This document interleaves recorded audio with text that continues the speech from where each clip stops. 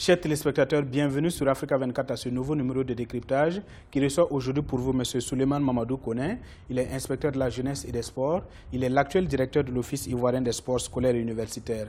Avec lui, nous parlerons de la relance des activités de cet office qui jadis était la pépinière des clubs et des équipes nationales de Côte d'Ivoire. Pouvez-vous nous présenter l'Office ivoirien des sports scolaires et universitaires? L'Office ivoirien des sports scolaires et universitaires est une institution vieille d'environ 55 ans.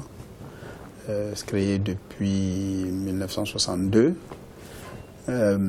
qui a la charge de promouvoir la pratique sportive en milieu scolaire et universitaire. Aujourd'hui, c'est une direction générale avec 4 départements. Le département chargé de la promotion sportive, le département des infrastructures, du matériel, de l'équipement, le département de la communication, le département des affaires administratives et financières. C'est également 9 services et c'est 33 délégations régionales et départementales. C'est également 112 ligues et 3 fédérations. Comment comptez-vous redynamiser votre structure qui a quand même perdu son lustre d'antan? L'OASU est en train d'être dynamique à nouveau. En 2012, on était à 12 régions qui pratiquaient l'OASU. Aujourd'hui, les 33 régions et districts sont couverts. C'était 17 000 licenciés. Aujourd'hui, on est au-delà de la barre des 80 000 licenciés. C'est un mouvement sportif scolaire et universitaire formalisé qui agit avec pas loin de 12 000 personnes qui s'ajoutent à la gestion du sport du fait de la formalisation de ce mouvement sportif. Donc l'OASU est en train de revenir fort.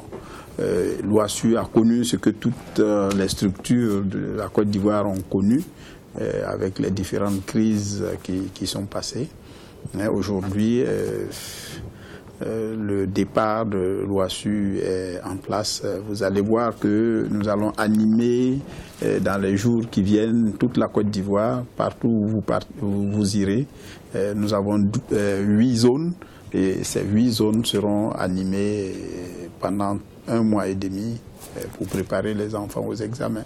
Parlons de votre collaboration avec les fédérations qui disposent de beaucoup d'académies et de centres de formation, notamment au football, dont les pensionnaires ne participent pas toujours à vos activités. N'y a-t-il pas risque de perte de talent d'élèves qui auraient pu être pris en charge par votre structure? La Côte d'Ivoire a dépassé le cap de 40 fédérations. Si ces 40 fédérations doivent se trouver en milieu scolaire, ça va être une sacrée pagaille. Ainsi, l'OASU constitue une porte d'entrée unique pour l'ensemble de ces structures à l'école. On l'a tellement impliqué que le premier courrier officiel que j'ai rédigé lorsque j'ai été nommé en qualité de directeur de cette structure a été adressé au président de fédération pour que nous soient désignés des points focaux qui soient impliqués et qui soient déjà au départ de tout ce qu'on pourrait amener comme projet. Aujourd'hui, un élève athlète peut-il valablement concilier sport et études? J'évoquais l'anecdote il y a quelques jours, un enfant qui avait quitté l'école et voilà parce qu'il voulait faire du football. Et puis c'était à Gagnoa. Et puis tout d'un coup, il voit il y a les jeux scolaires, il y a avec beaucoup, mais il veut revenir jouer. On dit non, tu ne peux plus, tu n'es plus élève. Il a demandé à ses parents de voilà. Ils sont allés demander aux instituteurs qui disent mais oui, c'est un enfant qui n'est pas mal, on ne comprend pas, bon, il veut revenir, bon, amenez. Il a repris l'école, il a joué, il a été major de sa classe. Donc cette organisation nouvelle, vous allez voir, peut-être qu'on aura l'occasion d'en parler, dans les projets nouveaux, c'est la remise en fonction des centres d'animation sportive et les centres d'entraînement sportif à l'école. Au terme de cet entretien, quel message voudriez-vous qu'on retienne de l'Office ivoirien des sports scolaires et universitaires? Qu'on n'a pas le droit, lorsque on est décideur, lorsqu'on est autorité administrative ou pédagogique, qu'on soit parent, mère ou père et même frère, ou est né tout simplement dans un établissement, spolier à un enfant la possibilité de pratiquer le sport.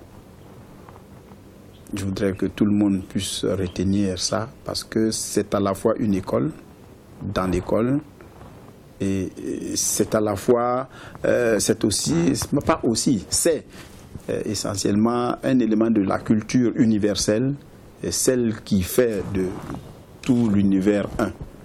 Et je pense que tout le monde devrait pouvoir faire en sorte que l'élève, l'étudiant de Côte d'Ivoire ne soit pas en reste et donner les possibilités. Je voudrais aussi qu'on retienne que ce n'est pas seulement cet aspect humaniste qu'on met en avant qu'il faut retenir, que c'est également une approche qui permet de mettre en place un support, le support d'une filière économique qui peut être dynamique et qui est moderne déjà par ailleurs, et c'est ce qui explique tout ce qui est investissement, tout ce qui est coût faramineux autour du sport. La Côte d'Ivoire en a besoin pour son économie, la Côte d'Ivoire en a besoin pour son rayonnement, la Côte d'Ivoire en a besoin pour ses enfants. Merci beaucoup. Je vous remercie.